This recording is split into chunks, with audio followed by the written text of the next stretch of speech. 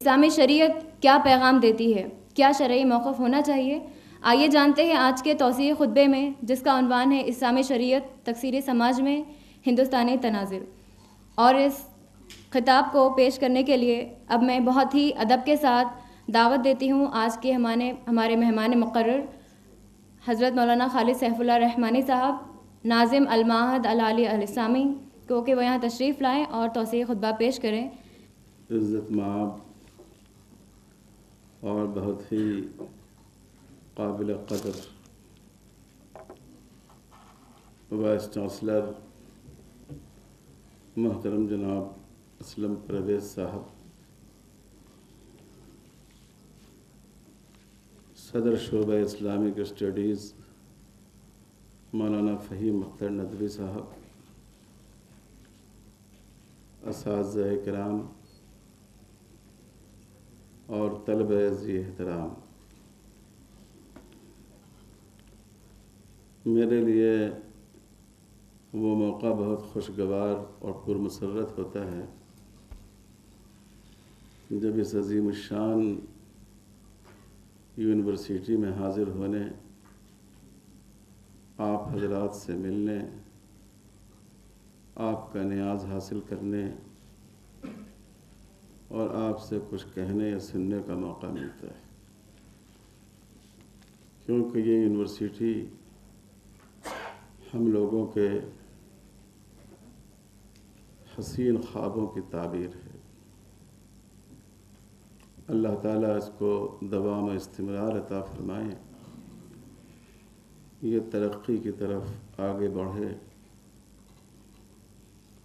اور اردو زبان جس کا تعلیم و تعلم سے رشتہ ہے کہ میں اپنی تکلیف کی وجہ سے بیٹھ کر آپ حضرات سے خطاب کر رہا ہوں، مجھے امید ہے کہ آپ حضرات اس گستاخی کو نظر انداز فرمائیں گے۔ ضابطے کے لحاظ سے اس وقت میری بات ختم ہونی چاہیے، لیکن اتفاق ہے کہ اس میں تاخیر ہو گئی۔ تو آج کا موضوع بڑا اہم ہے، اسلامی شریعت تکثیری سماج میں ہندوستانی تناظر۔ اس میں میں سمجھتا ہوں کہ 3 موضوعات کو سمیٹ لیا گیا ہے۔ ایک موضوع تکثیری سماج کا ہے،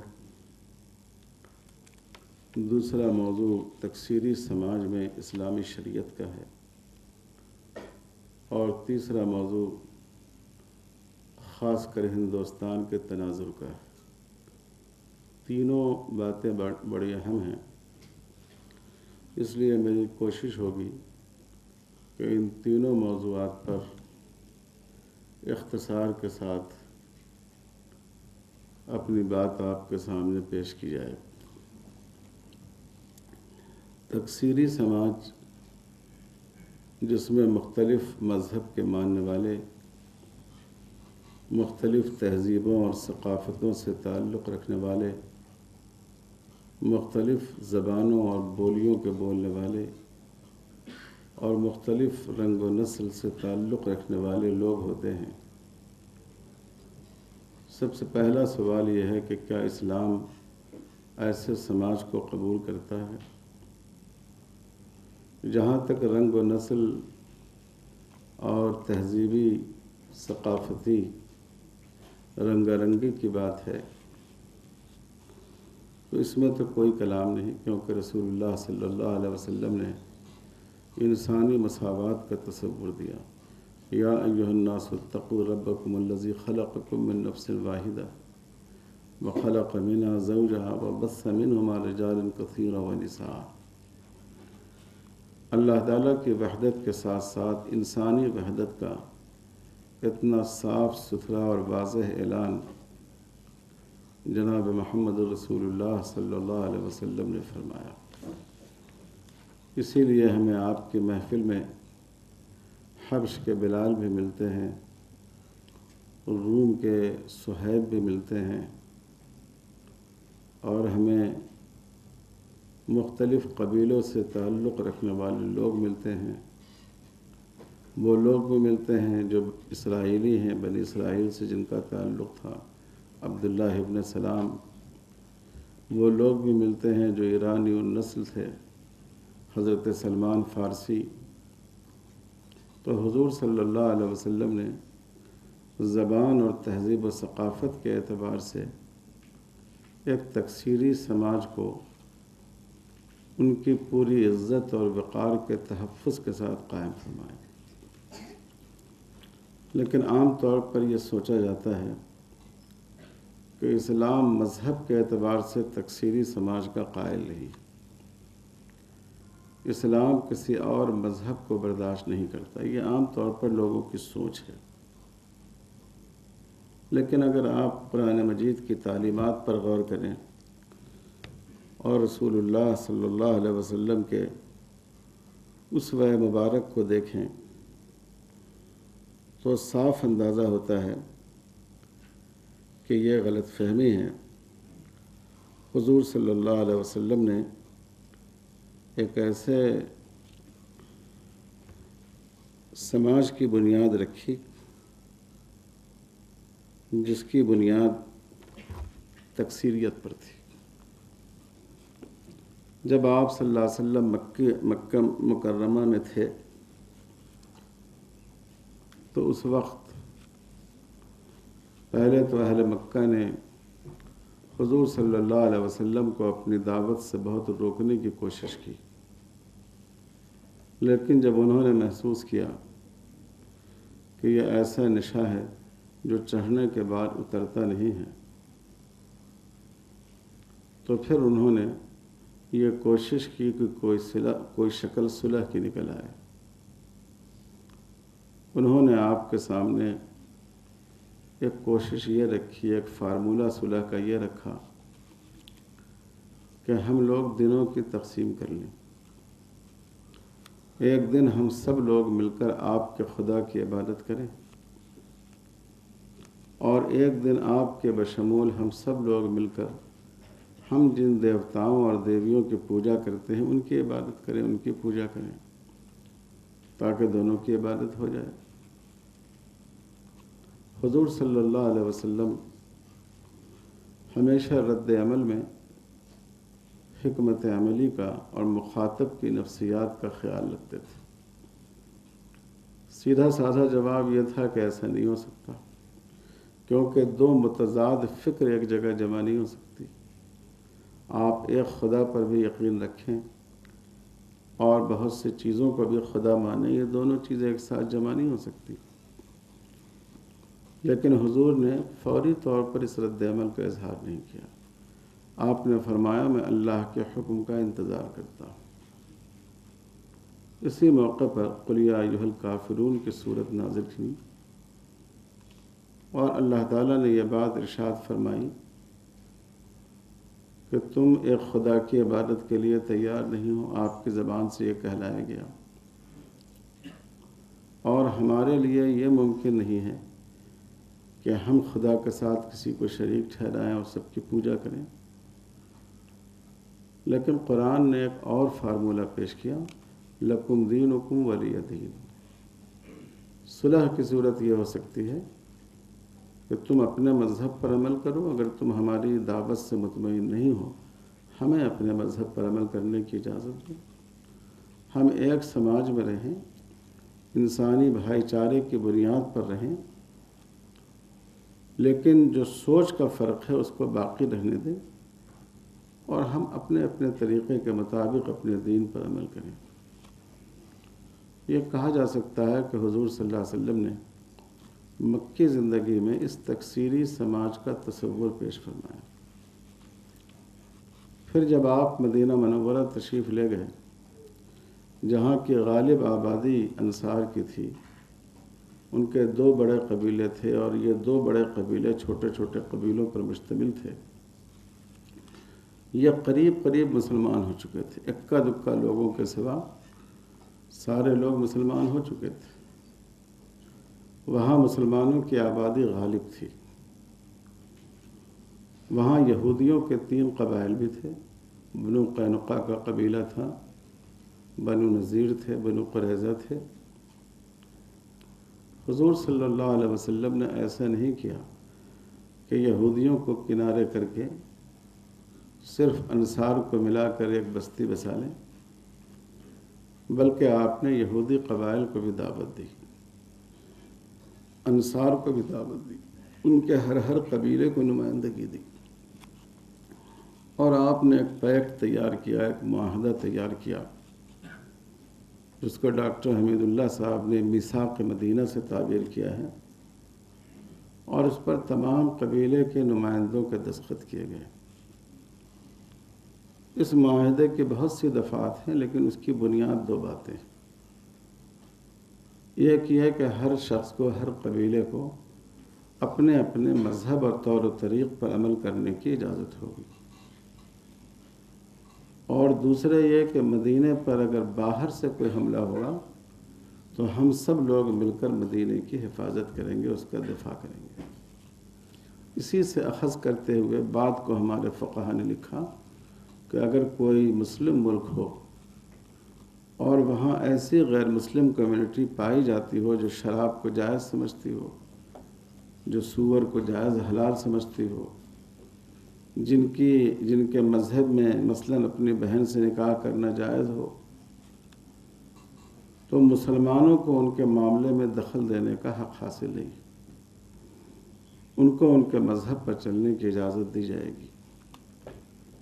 تو میثاق مدینہ کی بنیاد انہی دو باتوں پر تھی کہ ہر اکائی کو اپنی سوچ اور اپنے طریقے کے مطابق عمل کرنے کی اجازت ہو گیا، لیکن ایسا نہیں ہے کہ پوری قوم مسلمان ہو گئی، لیکن صحابہ وہاں رہے اور بہت بعد تک رہے۔ ہجرت کے بعد بھی جو مہاجرین حبشہ کا آخری وفد واپس آیا وہ کئی سالوں کے بعد۔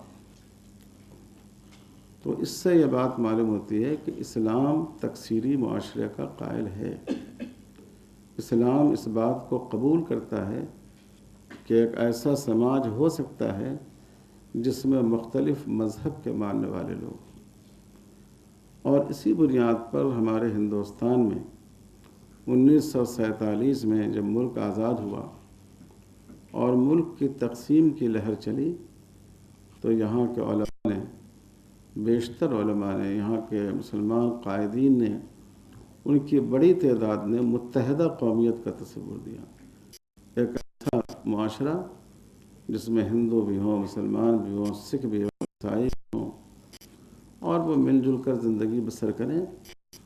اور ہم اس ملک میں مجبوری کی وجہ سے ہم نے یہاں رہنا قبول نہیں کیا، بلکہ اسلام کے اسی اصول کی بنیاد پر زمین میں رہنے کا ہم نے اپنے لیے انتخاب کیا۔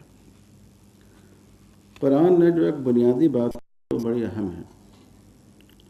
قرآن کہتا ہے کہ اس میں کوئی شبہ نہیں کہ دین حق دین توحید ہے۔ ہمارا یہ عقیدہ ہے کہ اسلام دین برحق ہے،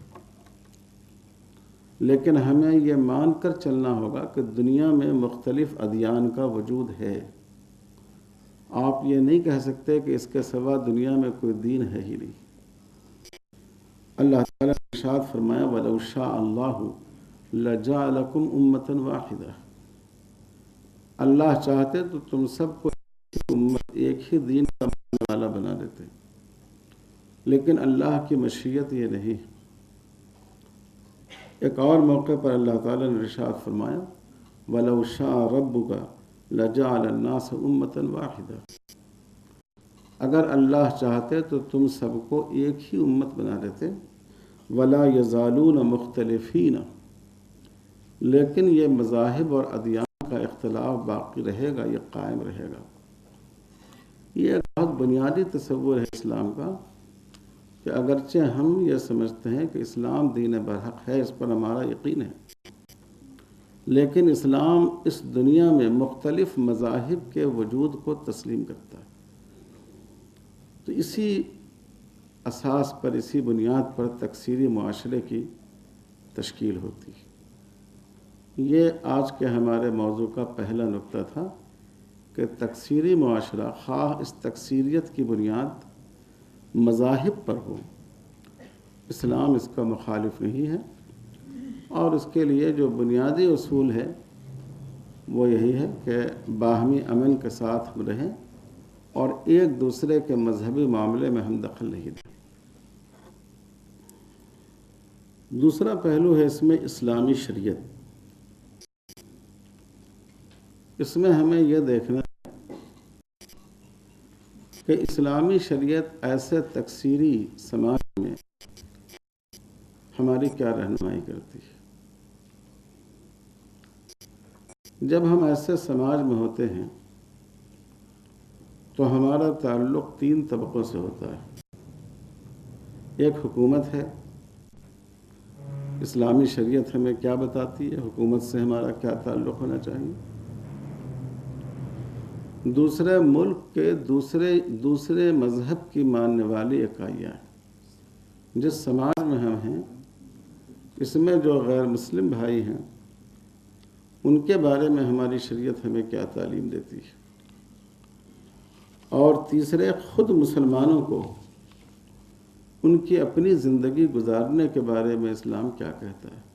یہ 3 پہلو ہیں جس سے ہم اس بات کا اندازہ کر سکیں گے کہ ایک ایسے معاشرے میں جہاں کئی مذہب کے ماننے والے لوگ ہوں اسلام کے کیا احکام ہیں۔ تیسرے نمبر پر ہندوستانی تناظر ہے، اس کی میں آگے بات کروں گا۔ تو پہلی بات یہ ہے کہ حکومت سے ہمارا کیا تعلق ہو۔ حکومت سے ہمارے تعلق کی بنیاد عہد ہے۔ اللہ تعالیٰ نے فرمایا وَأَوْفُوا بِالْعُقُودِ، عقد کہتے ہیں طرفین کی جانب سے ہونے والے معاہدے کو۔ تو اللہ تعالیٰ نے فرمایا جو تمہارا آپس کا معاہدہ ہو تم اس معاہدے کو پورا کرو۔ وَأَوْفُوا بِالْعَهْدِ، عہد کو پورا کرو۔ عہد ایک طرف سے ہوتا ہے، ہم نے اپنی طرف سے جو وعدہ کیا وہ عہد ہے۔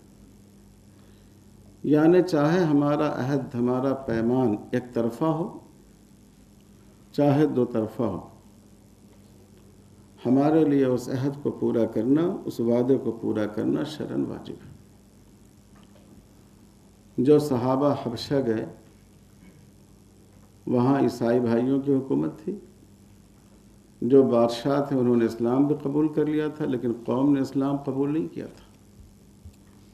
لیکن صحابہ وہاں اس طرح رہے کہ انہوں نے وہاں کے قانون کی پوری پاسداری کی، یہاں تک کہ جب بادشاہ وقت کی بعض قبیلوں سے جنگ کی نوبت آئی تو سیرت کی بعض روایتوں کے مطابق انہوں نے وہاں کی حکومت کا عملی ساتھ دیا، اور بعض روایتوں کے مطابق جو صحابہ تھے انہوں نے ان کے لیے دعا کا اہتمام کیا، لیکن جو ان کے قوانین تھے ان سے ٹکرانے کی کوشش نہیں کی۔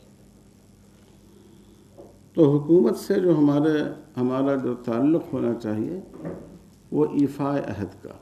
ہم جب اس ملک کے شہری بنے ہیں، ہم نے جب اس ملک میں رہنا قبول کیا ہے، ہم نے جب اس ملک کی شہریت کو قبول کیا ہے تو گویا ہم نے یہ عہد کیا ہے کہ اس ملک کے دستور کے ہم پاسدار رہیں گے اور ہمیں اس کی پاسداری کا خیال رکھنا چاہیے۔ اب یہ جو ملک کے قوانین ہیں یہ 3 طرح کے ہو سکتے ہیں۔ ایک تو وہ ہیں جو شریعت کے مطابق ہیں، جو قانون شریعت کے مطابق ہے۔ اگر آپ ملک کا دستور دیکھیں اس میں دستور میں تو بہت کم باتیں آپ کو شریعت سے کے مغائر محسوس ہوں گی، لیکن جو ہمارے ہاں مجالس قانون ساز قوانین بناتی ہیں، چاہے پارلیمنٹ کا قانون ہو چاہے ریاستی اسمبلیوں کے قوانین ہوں، تو آپ ان کو 3 حصوں میں تقسیم کر سکتے ہیں۔ ایک وہ جو شریعت کے مطابق ہے۔ شریعت کے مطابق قوانین کی 2 صورت ہیں۔ ایک صورت تو یہ ہے کہ وہ عمل کے اعتبار سے مطابق ہو، جیسے ہمارے ملک میں چوری ایک جرم ہے، جیسے ہمارے ملک میں زنا ایک جرم ہے، جیسے ہمارے ملک میں ڈکیتی ایک جرم ہے، یہ مقصد کے اعتبار سے بالکل اسلام کے مطابق ہے۔ جیسے ٹریفک کے قانون کے خلاف ورزی ایک جرم ہے، یہ مقصد کے اعتبار سے بالکل اسلام کے مطابق ہے، کیونکہ اسلام کا بنیادی مقصد یہ ہے کہ معاشرے میں امن و امان قائم رہے، عدل ہو، کسی کے ساتھ زیادتی نہ ہو۔ جو سزائیں اس کے لیے ہماری حکومتوں نے متعین کیے ہیں وہ اسلامی سزاؤں سے الگ ہیں، لیکن اسلامی سزائیں ایسے ملکوں کے لیے ہیں جہاں پورا اسلامی نظام نافذ ہو۔ ہندوستان جیسے یا جہاں تکثیری معاشرہ ہو، ایسے ملکوں میں پوری شرعی سزائیں نافذ نہیں کی جائیں گی۔ تو اس لیے میں نے کہا کہ مقصد کے اعتبار سے یہ اسلام کے مطابق ہے۔ یہ اور بات ہے کہ جو سزائیں، جو جرم و سزا کا قانون ہے مثلا، وہ شریعت کے مطابق نہیں ہے، لیکن اس ملک میں اس کا شریعت کے مطابق ہونا مطلوب بھی نہیں۔ یا مثال کے طور پر ہمارے ملک میں ایک نظام سیاسی ہے، عوام اپنے نمائندوں کا انتخاب کرتے ہیں۔ یہ اسلام کے مقصد کے مطابق ہے۔ اسلام یہ چاہتا ہے کہ جو آپ کی نمائندگی کرنے والا شخص ہو وہ منتخب ہو۔ اسی لیے حضور صلی اللہ علیہ وسلم نے قیصر و کسریٰ کے نظام کو ناپسند فرمایا، جس میں ڈکٹیٹرشپ ہوتی تھی، باپ کے بعد بیٹا اور بیٹے کے بعد اس کا بیٹا حکمراں بنتا تھا، اور آپ کے بعد خلافت راشدہ کا نظام قائم ہوا، اور لوگوں کے انتخاب سے حضرت ابوبکر، حضرت عمر، حضرت عثمان علی رضی اللہ تعالیٰ عنہ خلیفہ منتخب ہوئے۔ تو یہ مقصد کے اعتبار سے اسلام کے مطابق ہے، لیکن چونکہ یہ کوئی مسلم ملک نہیں ہے، اس لیے ضروری نہیں ہے کہ اس کا پورا نظام اسلام کے مطابق ہو۔ دوسرے وہ قوانین ہیں جو عمل کے اعتبار سے، عملی طور پر بھی شریعت کے مطابق ہیں، صرف مقصد کے اعتبار سے نہیں۔ جیسے ہمارے قانون میں رشوت لینے کی ممانعت ہے، رشوت دینے کی ممانعت ہے، جھوٹ بولنے کی ممانعت ہے، دھوکہ دینے کی ممانعت ہے، ظاہر اسلام بھی اس کا قائل ہے۔ تو بہت سے سرکاری قوانین وہ ہوتے ہیں جو اپنے مقصد کے اعتبار سے یا اپنی عملی تفصیل کے اعتبار سے شریعت سے ہم آہنگ ہیں۔ دوسرے قسم کے قوانین وہ ہیں کہ جن کے بارے میں اسلام نے کوئی رائے نہیں دی، نہ مثبت ہیں اور نہ اسلام نے ان کی نفی کی ہے کہ ایسا نہیں ہونا چاہیے۔ بہت سے مالیاتی قوانین ہیں، بہت سے تجارتی قوانین ہیں، ٹیکس کے قوانین ہیں، نہ اسلام نے ان سے منع کیا اور نہ اسلام نے اس کی حوصلہ افزائی کی اور اس کی ترغیب دی۔ یعنی حضرت عبداللہ ابن عباس رضی اللہ تعالیٰ عنہ نے فرمایا، یعنی ما سکت عنہ، جس سے خاموشی اختیار کی گئی۔ حضرت عبداللہ ابن عباس رضی اللہ تعالیٰ عنہ نے فرمایا کہ اللہ تعالیٰ نے تمہیں کچھ باتوں کا حکم دیا ہے، اس پر عمل کرو، کچھ باتوں سے منع فرمایا، ان سے بچو، اور کچھ باتوں سے خاموشی اختیار کی ہے، فَهُوَ مِمَّا عُفِيَ عَنْهُ، یہ ان قوانین اور ان مسائل میں سے ہیں جن سے عفو اختیار کیا گیا ہے، تمہارے لیے گنجائش رکھی گئی ہے۔ تو ظاہر ہے کہ جن قوانین کی قرآن و حدیث سے مخالفت نہیں ہوتی ہو، خاموش ہے قرآن و حدیث، وہ بھی ہمارے لیے ایک طرح سے شریعت کے موافق ہی قوانین کہلانے کے لائق۔ تیسرے قسم کے قوانین وہ ہیں جو شریعت کے مغائر ہیں، جو شریعت سے ٹکراتے ہیں۔ اب یہ شریعت سے ٹکرانے والے قوانین بھی دو طرح کے ہیں۔ ایک وہ ہیں جو شریعت سے ٹکراتے ہیں لیکن آپ کے لیے ان پر عمل کرنا لازم نہیں ہے۔ حالانکہ ہمارے دستور میں جو رہنما اصول ہیں اس میں یہ دفعہ موجود ہے کہ ملک میں آہستہ آہستہ مکمل شراب بندی کی کوشش کی جائے گی، لیکن ہماری حکومتوں کے پاس ایسا چشمہ نہیں ہے کہ وہ اس دفعے کو پڑھ سکیں۔ اس پر سوائے ایک دو ریاستوں کے اس کی کوشش نہیں کی گئی۔ ظاہر ہے کہ یہ قانون شریعت سے ٹکراتا ہے، شراب کی اجازت۔ لیکن ایسا نہیں ہے کہ حکومت ہم کو مجبور کر رہی ہے کہ ہم شراب پئیں۔ اسی طرح ہمارے ملک میں انٹرسٹ کی اجازت ہے، اسلام نے اس کو منع کیا، دنیا کے تمام مذاہب میں اس کو منع کیا گیا ہے۔ جوئے کی اجازت ہے۔ آج کل اور بھی بہت شرمناک قوانین مغربی کلچر سے متاثر ہو کر ہمارے ملک میں آ رہے ہیں۔ یہ سب شریعت سے متصادم ہیں، لیکن ان پر عمل کرنے کا ہمیں پابند نہیں کیا گیا ہے۔ حکومت ہمیں یہ نہیں کہتی ہے کہ تم کو شراب پینی ہی ہوگی، تو ہم اپنے دین پر عمل کرنے کا اختیار رکھتے ہیں اور ہم کو اپنے دین پر عمل کرنا چاہیے۔ اور شریعت کے مغائر کچھ ایسے قوانین بھی ہیں، ہو سکتے ہیں جو اسلام سے ٹکراتے ہیں اور کسی مرحلے پر شاید کہیں ہم کو ان کو کرنا پڑتا ہوگا، ہم مجبور ہو جاتے ہیں۔ حکومت ہمیں قرض دیتی ہے، قرض دینا ہمارا حکومت پر حق ہے، کیونکہ حکومت کے خزانے میں ہمارا بھی ٹیکس ہے، لیکن حکومت کہتی ہے کہ تم کو اس کو انٹرسٹ بھی دینا پڑے گا، سود بھی دینا پڑے گا۔ ہم اس کو جائز نہیں سمجھتے۔ تو ان قوانین کے بارے میں ہمارا رویہ ہونا چاہیے آئینی کوشش، ٹکراؤ نہیں، تشدد نہیں، بلکہ ہم آئینی طور پر احتجاج کریں، لوگوں کا ذہن بنائیں، ہم کوشش کریں کہ ایسے قوانین میں تبدیلی لائی جائے اور اس میں ملک کے دوسرے سماج کو بھی ہم اپنے ساتھ لیں، اس لیے کہ بہت سی اقدار ایسی ہیں کہ جس میں تمام مذہب کے لوگوں کی کہ یہاں وہ مسلم اور مشترک ہے۔ تو حکومت سے جو ہمارا تعلق ہے اطاعت کا، بنیادی طور پر اس کے قانون تین طرح کے ہوئے۔ ایک وہ جو اپنے مقصد یا عمل کے اعتبار سے اسلام سے ہم آہنگ ہیں، اس میں تو کوئی کلام ہی نہیں، اور دوسرے وہ کہ جس کے بارے میں اسلام نے سکوت اختیار کیا، خاموشی اختیار کی، اس میں بھی کوئی ہمارے لیے کلام کی بات نہیں۔ اور تیسرے وہ ہیں کہ جن سے شریعت سے متصادم ہیں،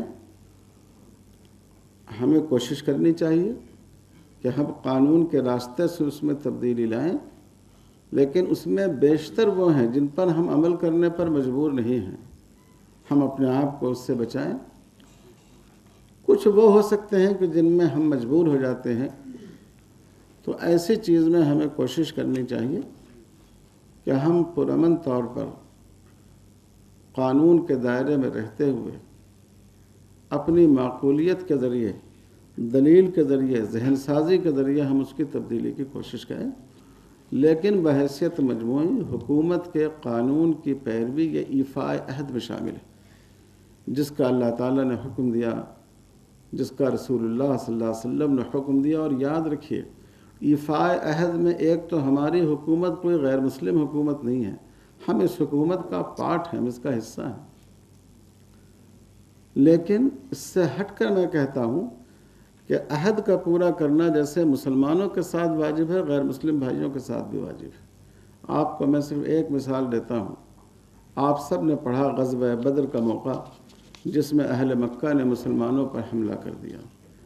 حضور صلی اللہ علیہ وسلم کے ساتھ 313 یا 316 صحابہ تھے، آپ کے مد مقابل جو فوج تھی وہ 1000 تھی، اس لیے ایک ایک آدمی کی اہمیت تھی۔ ایک صاحب پیچھے سے آ رہے تھے، راستہ بھٹک گئے، وہ جو دشمنوں کا خیمہ تھا اس میں پہنچ گئے، ان لوگوں نے پکڑ لیا اور انہوں نے اصرار کیا، اس شرط پر چھوڑا کہ تم مسلمانوں کے ساتھ ان کی فوج میں جا کر رسول اللہ صلی اللہ علیہ وسلم کے ساتھ شریک نہیں ہوگے۔ جب انہوں نے چھوڑا تو وہ آئے حضور صلی اللہ علیہ وسلم کی خدمت میں اور عرض کیا، اللہ کے رسول، میں اس جہاد میں یہ جو اس وقت حملہ کر دیا ہے دشمنوں نے ہم پر، ہم اس میں شریک ہونا چاہتے ہیں، لیکن ان حضرات نے مجھ سے یہ عہد لے لیا ہے۔ آپ سوچئے کتنا نازک وقت ہے، اور کن غیر مسلم بھائیوں سے وعدہ کیا تھا انہوں نے، ان سے جو مسلمانوں کی جان لینے کے لیے آئے تھے، جو تشدد پر آمادہ تھے، لیکن حضور صلی اللہ علیہ وسلم نے ان کو منع فرمایا، کہا کہ تم اپنے عہد کو پورا کرو، اللہ کو جو منظور ہوگا وہ ہوگا، لیکن تم نے جو عہد کر لیا ہے تم کو اس عہد سے ہٹنا نہیں چاہیے۔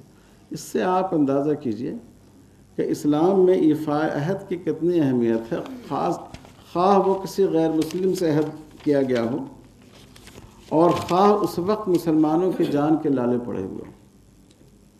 یہ ایک پہلو ہے ہمارا جو مسلمانوں حکومت سے ہمارے تعلق کا ہے. دوسرا پہلو یہ ہے کہ غیر مسلم بھائیوں کے ساتھ ہمارا طرز عمل کیا ہو. یہ ایک مستقل موضوع ہے، اس وقت اتنی تفصیل کا موقع نہیں، لیکن اگر ہم ان سب کو سمیٹ کر کہنا چاہیں تو وہ وہی ہوگا جو حضور صلی اللہ علیہ وسلم نے اہل مدینہ سے معاہدہ کیا تھا: امن اور انصاف. حضور صلی اللہ علیہ وسلم نے فرمایا کہ جن غیر مسلموں کے ساتھ ہمارا مل جل کر رہنے کا عہد ہو، جیسے اس ملک میں ہمارا یہ عہد ہے، تو سیدنا حضرت علی رضی اللہ تعالیٰ عنہ کی روایت ہے: ان دماءہم کدمائنا و اموالہم کاموالنا. ان کے خون ہمارے خون کی طرح قابل احترام ہیں اور ان کا مال ہمارے مال کی طرح قابل احترام. یہاں تک کہ آپ نے فرمایا کہ اگر کوئی ظلماً کسی غیر مسلم کی جان لے لے یا اس کے مال میں غلط تصرف کر دے تو آپ نے فرمایا کہ جب قیامت کے دن وہ شخص آئے گا تو انا حجیجہ یوم القیامہ، میں قیامت کے دن اس غیر مسلم کی طرف سے اس مسلمان کے مقابلے میں فریق بن کر کھڑا ہوں گا. آپ سوچئے مسلمان کے لیے اس سے زیادہ دشواری کی بات کیا ہو سکتی ہے کہ رسول اللہ صلی اللہ علیہ وسلم اس کے مقابلے میں فریق بن کر کھڑے ہو جائیں؟ وہ بچ سکتا ہے. اسی طرح اسلام میں مسلمان عورتوں اور غیر مسلم عورتوں جو غیر مسلم بہنیں ہوں سماج میں، ان کی عزت و آبرو میں کوئی فرق نہیں. اتنی ہی ان کی عزت و آبرو کی حفاظت ضروری ہے جتنی کسی مسلمان عورت کی عزت و آبرو کی حفاظت ضروری ہے. اور مذہب کے معاملے میں آپ نے بنیادی اصول دیکھ لیا کہ ہمارا ان کے ساتھ مذہبی معاملہ یہ ہوگا کہ ہم اپنے اپنے مذہب پر عمل کریں گے. یہاں تک کہ حضور صلی اللہ علیہ وسلم نے قرآن مجید نے یہ کہا کہ ہمارے غیر مسلم بھائی جن مذہبی پیشواؤں، دیویوں، دیوتاؤں، مقدس شخصیتوں کی عبادت کرتے ہوں، ان کی پوجا کرتے ہوں، قرآن نے کہا کہ ان کو برا بھلا مت کہو، کیونکہ ان کو برا بھلا کہنے سے لوگوں کی دل آزاری ہوتی ہے اور انسانوں کی دل آزاری جائز نہیں ہے. تو اس لیے قرآن نے کہا کہ ان کو برا بھلا مت کہو. یہ ایک بنیادی چیز ہے. جب مقدس شخصیتوں پر زبان کھولی جاتی ہے اس سے معاشرے میں بدامنی پیدا ہوتی ہے، اس سے معاشرے میں بگاڑ پیدا ہوتا ہے، آپسی اختلاف اور نفرتیں ابلتی ہیں. قرآن نے اس کو منع کیا. اسی طرح مذہبی مقدس جگہوں کے بھی احترام کا حکم دیا گیا. قرآن نے ان بادشاہوں کی مذمت کی ہے کہ جب وہ کہیں داخل ہوتے ہیں تو جو جگہیں خدا کو یاد کرنے کی ہوتی ہیں ان کو وہ تباہ و برباد کر دیتے ہیں. تو اس میں سب سے پہلے بیع و صلوات و مساجد، یہودیوں کی عبادت گاہوں کا ذکر کیا گیا، پھر عیسائیوں کی عبادت گاہوں کا ذکر کیا گیا، اخیر میں مسجد کا، مسلمانوں کی عبادت گاہ کا ذکر کیا گیا. یعنی اس میں اس جانب اشارہ ہے کہ جیسے مسلمانوں کو اپنے مقدسات سے لگاؤ ہے، اسی طرح ہمیں ہمارے غیر مسلم بھائی ان کی جو مذہبی مقدسات ہیں ان کے جذبات کا بھی ہمیں خیال کرنا چاہیے، اس کا ہمیں لحاظ کرنا چاہیے. حضرت ابو بکر رضی اللہ تعالیٰ عنہ نے جب اپنی فوج بھیجی ان کو جن باتوں کی نصیحت فرمائی اس میں ایک نصیحت یہ بھی تھی کہ دیکھو مذہبی پیشواؤں پر ہاتھ نہ اٹھانا، مذہبی مقامات کی بے احترامی نہیں کرنا، اور جو لوگ مرد یا عورتیں مذہبی مقامات کی پناہ لے لیں ان کو کچھ نہیں کہنا، عورتوں کو کچھ نہیں کہنا، بوڑھوں کو کچھ نہیں کہنا، بچوں کو کچھ نہیں کہنا، مزدوروں پر ہاتھ نہیں اٹھانا. جو تمہارے مد مقابل جنگ کے لیے آ رہے ہوں صرف انہی سے تمہارا مقابلہ ہونا چاہیے. تو اس سے آپ اندازہ کر سکتے ہیں کہ جو ہمارے غیر مسلم بھائی ہیں ان کے ساتھ اسلام ہمیں کیا تعلیم دیتا ہے، کیا سلوک. ان کی عیادت کرنا، حضور صلی اللہ علیہ وسلم نے غیر مسلم بھائیوں کی عیادت کی ہے.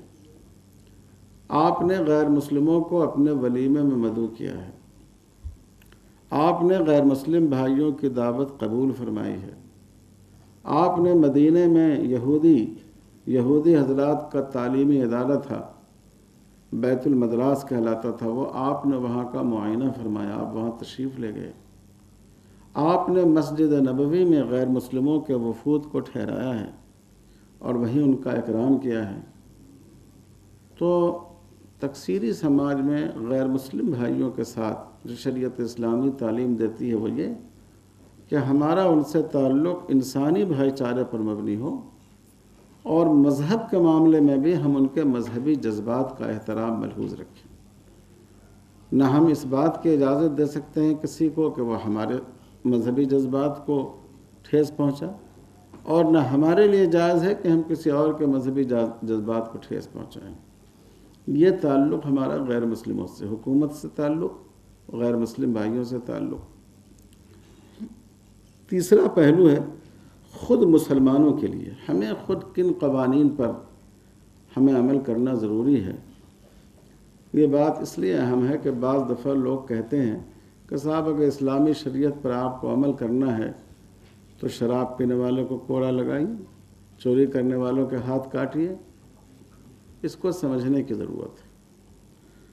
دیکھیے، شریعت کے جو قوانین ہیں وہ بنیادی طور پر 7 قسم کے قوانین ہیں۔ آج کل قانون کی دوسری تقسیم ہوتی ہے، لیکن ہمارے فقہا اسلامی قانون کے ماہرین نے جو اس کی تقسیم کی ہے وہ یہ ہے کہ اس کے 7 حصے ہیں۔ ایک حصہ تو اعتقادات کا ہے، عقیدے کا، یہ بھی ہمارے ہاں قانون کا حصہ ہے اسلام میں، جس کو ہم ایمانیات کہتے ہیں، جس کا تعلق ہمارے ضمیر سے ہے، جس کی آزادی ہمارے دستور میں دفعہ 25 میں دی گئی ہے۔ یہ ایک حصہ ہے جس سے ہم اللہ کو ایک مانتے ہیں، محمد صلی اللہ علیہ وسلم کو اللہ کا رسول مانتے ہیں، قرآن کو اللہ کی کتاب مانتے ہیں، وغیرہ وغیرہ۔ دوسرے قسم کے قوانین وہ ہیں جن کا تعلق ہماری عبادات سے ہے۔ عبادت ایسے عمل کو کہتے ہیں جس سے خدا کا اور بندے کا تعلق ظاہر ہو، جیسے ہم نماز پڑھتے ہیں خدا کے لیے پڑھتے ہیں، روزہ خدا کے لیے رکھتے ہیں، یہ عبادات ہیں۔ تیسرے قسم کے قوانین وہ ہیں جن کو مناکحات کہتے ہیں۔ مناکحات جو ہے یہ نکاح سے ہے، یعنی خاندانی زندگی کے قوانین۔ ان کو مناکحات اس لیے کہتے ہیں کہ خاندان کا وجود نکاح سے ہوتا ہے۔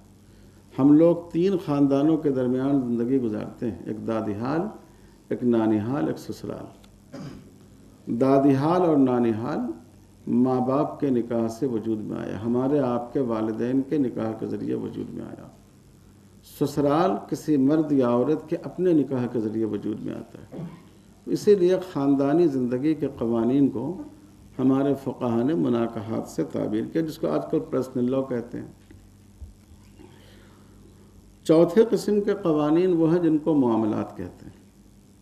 سماج کے 2 شہریوں کے درمیان مالی بنیاد پر جو تعلق ہو، یہ معاملات ہیں۔ جیسے گاہک ہے اور بیچنے والا ہے، جیسے کرایہ دار ہے اور مالک ہے، یہ جو تعلق ہوگا یہ تعلق کہلائے گا معاملات۔ 5ویں قسم کے قوانین وہ ہیں جن کا تعلق حکومت سے اور عوام سے ہے۔ اس میں جرم و سزا کا قوانین ہیں، اس میں عدالتی نظام ہے، وغیرہ وغیرہ، حکومتوں کا بننا ہے۔ کتنے بتائے ہم نے؟ 5 قسمیں بتائیں جی۔ اور 6ٹھی قسم کے قوانین وہ ہیں جن کو قانون جنگ کہا جاتا ہے، جو ہماری فقہ کی کتابوں میں قانون سیر۔ رسول اللہ صلی اللہ علیہ وسلم نے بہت تفصیل سے قانون جنگ کو بتایا ہے۔ آج جس کو بہت بڑی فتح سمجھا جاتا ہے اقوام متحدہ کی، حضور صلی اللہ علیہ وسلم نے آج سے تقریباً 1500 سال پہلے جنگ کے ان تمام اصولوں کو بیان کیا۔ فوجیوں کے ساتھ کیا سلوک ہو، قیدیوں کے ساتھ کیا سلوک ہو، شکست خوردہ لوگوں کے ساتھ کیا سلوک ہو، ان کی املاک و جائیداد کے ساتھ کیا سلوک ہو۔ اور ایک شعبہ قانون کا وہ ہے بلکہ اسی میں شامل ہے وہ بین قومی تعلقات، دو قوموں کے درمیان کس طرح تعلقات ہونے چاہیے۔ میں یہ بتانا چاہ رہا ہوں اس میں 4 شعبے ایسے ہیں کہ مسلمان چاہے اپنے خالص مسلم معاشرے میں ہوں یا ایک تکثیری معاشرے میں، ان کے لیے اس پر عمل کرنا ضروری ہے۔ ایک تو اعتقادات، ایسا نہیں ہے کہ ہم غیر مسلم معاشرے میں ہوں تو ہم اللہ کو ایک ماننے کے بجائے کچھ دوسرے دیویوں دیوتاؤں کے پوجا کرنے لگے، یہ ہمارے لیے گنجائش نہیں۔ ہم ایسے اشعار بھی نہیں پڑھ سکتے جس سے مشرکانہ مضمون کا اظہار ہوتا ہو۔ یہ دوسرے عبادات، یہ ہر جگہ ہم پر واجب ہے، کسی بھی سماج میں رہیں، نماز ہمارے لیے ضروری ہے، روزہ ضروری ہے، حج و زکوٰۃ ضروری ہے۔ تیسرے پرسنل لاء سے متعلق، خاندانی زندگی سے متعلق قوانین، شریعت میں مثلاً بہنوں سے نکاح حرام ہے، ماں سے نکاح حرام ہے، نکاح منعقد ہوتا ہے آپس کی رضامندی سے ایجاب و قبول کے ذریعہ، مرد پر مہر واجب ہوتا ہے، نفقہ واجب ہوتا ہے۔ یہ سارے قوانین چاہے ہم کسی مسلم سماج میں ہوں یا ملے جلے سماج میں، ہر جگہ یہ قوانین شریعت کے ہم اس کے پابند ہیں۔ چوتھے معاملات، مالی معاملات میں بھی ہم قانون شریعت کے پابند ہیں۔ ہمارے لیے سود حرام ہے، ہمارے لیے جوا حرام ہے، ہمارے لیے ایسی چیزوں کے خرید و فروخت جائز نہیں جس کو اسلام نے منع کیا۔ ہم شراب کی دکان نہیں چلا سکتے، ہم شراب کے کارخانے نہیں چلا سکتے۔ ان 4 شعبوں میں مسلمانوں کے لیے ضروری ہے کہ اگر وہ ایک ملے جلے سماج میں بھی ہوں تو اپنی شریعت پر عمل کریں۔ اس کے علاوہ جو دوسرے قوانین ہیں یہ ان ملکوں کے لیے ہیں جہاں خالص مسلم سماج ہو۔ جیسے میں آپ کو ایک بات عرض کروں، بہت سے لوگ، جیسے میں نے کہا، لوگ کہتے ہیں صاحب شراب پینے والوں کو کوڑے لگائیے۔ شراب کی سزا شریعت میں سخت رکھی گئی ہے، لیکن کب سزا وہ جاری ہوتی ہے؟ اسلام اس کے لیے ایک پورا ماحول بناتا ہے۔ جہاں مکمل اسلامی سماج ہوگا وہاں شراب کے کارخانے نہیں ہوں گے، وہاں شراب کی دکانیں نہیں ہوں گی، وہاں شراب پینے کی اجازت نہیں ہوگی۔ تو جہاں شراب کے کارخانے نہ ہو، شراب کی دکانیں نہ ہو، شراب ڈھونڈنے پر نہیں ملتی ہو، وہاں اگر کوئی مجرم شراب پیتا ہے تو اس کا جرم بہت بڑھا ہوا ہے۔ لیکن جہاں شراب پینے اور چائے پینے اور پانی پینے میں کوئی فرق نہ ہو، وہاں اگر آپ اس طرح کی سزا دیں تو یقیناً یہ ایک ظلم کی بات ہوگی۔ تو اس لیے اسلام یہ کہتا ہے کہ جہاں مجرم کو جرم سے بچنے کا ماحول میسر ہو وہاں یہ سخت سزائیں دی جائیں گی۔ ایسی جگہ یہ سزا نہیں ہے جہاں یہ صورتحال اس کے برخلاف۔ یہ مسلمانوں سے متعلق یہ مسائل ہیں۔ تو اسلامی شریعت تکثیری سماج میں اس کے 3 پہلو ہیں: حکومت سے ہمارا تعلق، برادران وطن سے ہمارا تعلق، اور ساتھ ہی ساتھ مسلمانوں کا خود اپنے طور پر شریعت پر عمل کے سلسلے میں ان کا کیا رویہ ہونا چاہیے۔ 2 نقطے اس کے ہو گئے۔ اب تیسرے نقطے پر میں آتا ہوں، ہندوستان کے تناظر میں۔ ہم بہت خوش قسمت ہیں، ہم واقعی ایک ایسے ملک میں رہتے ہیں جس ملک میں بمقابلہ دوسرے سیکولر ملکوں کے مذہب پر عمل کرنے کی بہت زیادہ آزادی ہے۔ آج دنیا کا ہر ملک اپنے آپ کو ریپبلک، عوامی جمہوریہ، سیکولر قرار دیتا ہے، لیکن بہت سے بعض ممالک تو ایسے ہیں جن میں مذہب پر بالکل امتناع ہے۔ جیسے ہمارے پڑوس میں چین ہے، موجود ہے، اور بہت سے ممالک وہ ہیں جن میں آپ کو مذہب پر عمل کرنے کی اجازت تو ہے، لیکن سیکولرزم کا مطلب یہ ہے کہ آپ کو اپنے مذہب کی پہچان کے اظہار کی اجازت نہیں دی جاتی ہے۔ اس کو بھی سیکولرزم کا حصہ سمجھا جاتا ہے۔ جیسے فرانس ہے، جیسے یورپ کے بعض ممالک ہیں کہ جہاں انہوں نے عورتوں کے حجاب پہننے کو منع کر دیا، برقع پہننے کو منع کر دیا۔ ہمارا ملک ایسا ملک ہے، اس میں سیکولرزم کا تصور یہ ہے کہ سلطنت کا اپنا کوئی مذہب نہیں ہوگا، لیکن عوام اپنے اپنے مذہب پر عمل کرنے میں آزاد ہوں گے۔ یہ ایک بہترین تصور ہے جمہوریت کا، جو ہمارے ملک کے معماروں نے اور دستور بنانے والوں نے اختیار کیا ہے. یہ ان کی سمجھداری کی بات ہے اور یہ ان کے انصاف کی بات ہے. چنانچہ آپ دیکھتے ہیں کہ ہمارے ہاں دستور میں دستور کا جو سب سے اہم حصہ ہے، بنیادی حقوق کا، فنڈامنٹل رائٹس کا حصہ ہے، اس کی دفعہ 25 میں 3 باتوں کی آزادی دی گئی ہے. اپنے ضمیر کے مطابق عقیدے کی یعنی ایمان کی، اپنے مذہب کی پریکٹس کی، مذہب پر عمل کرنے کی، اپنے مذہب کی تبلیغ کی. عقیدہ، عمل اور تبلیغ تینوں کی آزادی دی گئی. اور ہماری معزز عدالتوں نے ہمیشہ مسلم پرسنل لاء کو مذہب کی پریکٹس میں شامل رکھا ہے، اور اس طرح انہوں نے مانا ہے کہ بنیادی حقوق کی دفعہ 25 میں جو ہماری خاندانی زندگی کے قوانین ہیں وہ شامل ہیں. تو اس لیے ہمیں اس پر عمل کرنے کا حق ہے. اسی لیے ہم دستور کے دائرے میں رہتے ہوئے اس کے خلاف کوئی بات سامنے آتی ہے تو ہم عدالت کے ذریعے حکومت سے لڑتے ہیں، احتجاج کرتے ہیں، اور یہ اس کا ہمیں حق دیا گیا ہے. اسی طرح دفعہ 26 دستور کی مختلف فرقے اور گروہوں کو اپنے لیے ادارے بنانے کی اجازت دیتا ہے، اور دفعہ 29 ہمیں یہ اجازت دیتی ہے کہ ہمیں اپنے اپنے کلچر اور تہذیب کے ساتھ رہنے کا حق حاصل ہے. کلچر اور تہذیب، اس کا کچھ تعلق تو معاشرت سے ہوتا ہے، ہم جن لوگوں کے ساتھ ہوتے ہیں ان کے ساتھ رہنے سے ایک کلچر بنتا ہے. کچھ چیزوں کا تعلق مذہب سے بھی ہوتا ہے. اب ہمارے ہاں جیسے شادی ہے، شادی میں کس قسم کا پکوان ہو، لوگ جس طرح کی آرائش کرتے ہیں، یہ جو حصہ ہے اس کا تعلق خالص کلچر سے، مقامی اس کو دیکھتے ہوئے یہ عمل بنتا ہے. لیکن اس میں خطبہ بھی دیا جاتا ہے، اس میں ایجاب و قبول بھی ہوتا ہے. جو ہمارے ہندو بھائی ہیں وہ پھیرے لگاتے ہیں، اس کا تعلق مذہب سے.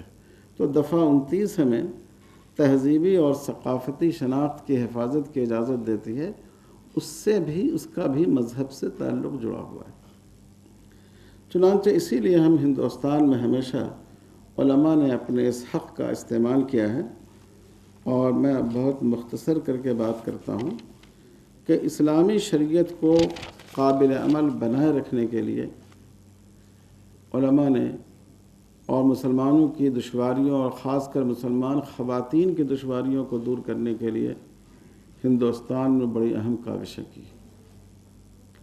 اس میں ایک اہم قانون انفساخ نکاح مسلم 1939 ہے، 1939 کا قانون. علماء کی کوششوں سے بنا. عورتوں کو اپنے شوہر سے علیحدگی حاصل کرنے میں بہت دشواری ہوتی تھی، تو حضرت مولانا اشرف علی تھانوی رحمۃ اللہ علیہ نے اس میں کچھ پہل کی، فقہ مالکی سے استفادہ کیا. پھر ان اسباب کو جن کی وجہ سے عورتیں علیحدگی حاصل کر سکتی ہیں، مولانا عبدالصمد رحمانی رحمۃ اللہ علیہ نے 14 تک پہنچایا. اب جو بورڈ نے مجموعہ قوانین اسلامی پاس کیا ہے، جو مرتب کیا، اس میں 17 اسباب.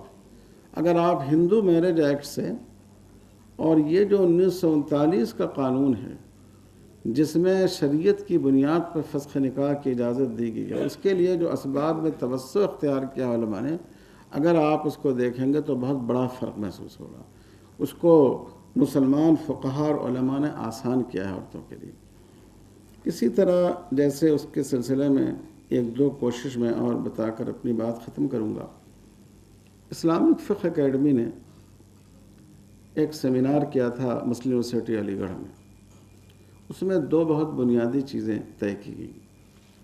بہت سی دفعہ مرد دوسری شادی کر لیتے ہیں واقعی ضرورت کی بنیاد پر نہیں، بلکہ پہلی بیوی کو اذیت دینے کے لیے، انتقامی جذبات کے تحت. یہ بالکل غلط ہے، اسلام اس کی اجازت نہیں دیتا ہے.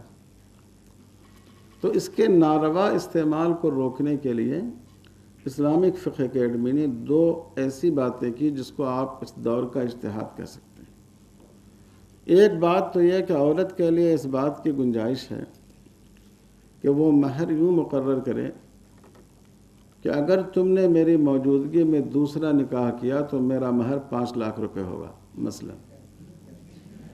اور اگر تم نے دوسرا نکاح نہیں کیا تو تمہارا مہر 50,000 ہوگا۔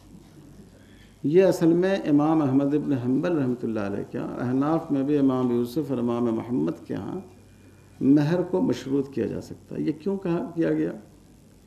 یہ اس اختیار کے غلط استعمال کو روکنے کے لیے بہت اہم بات ہے۔ یہ ہم نے وہاں ملیشیا میں، میرا مقالہ تھا اسی پر، خواتین کے مسائل کو حل کرنے کے سب، تو ہم نے کئی باتیں پیش کی، تو وہاں کے سیمینار میں سب سے بہتر مقالے کی انہوں نے مجھے سرٹیفکیٹ دی۔ تو اس میں جو موضوعات ہم نے اٹھایا تھا اس میں یہ بھی تھا کہ اسلام نے اس بات، یہ ایک ایسی گنجائش فراہم ہوتی ہے جس سے اس کے غلط استعمال کو روکا جا سکتا ہے۔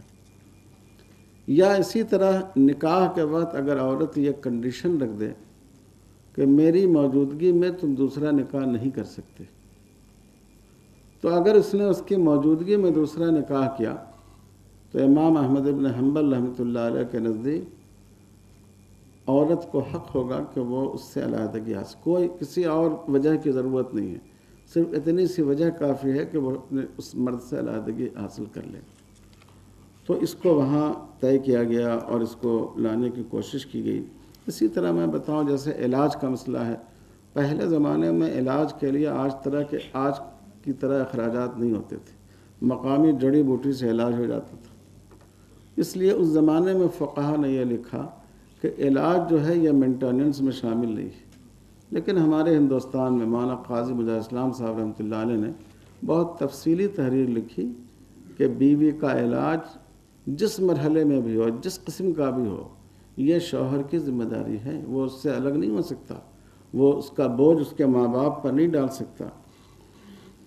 اس طرح کے اور بھی کئی معاملات ہیں جس میں ہندوستان کے تناظر میں اسلامی شریعت کو قابل نفاذ بنانے کی کوشش کی گئی۔ دیکھیے، جہاں اسلامی حکومت ہوتی ہے وہاں بیت المال ہوتا ہے۔ بیت المال کا اصول یہ ہے کہ وہ غرباء کی مدد کرتی ہے۔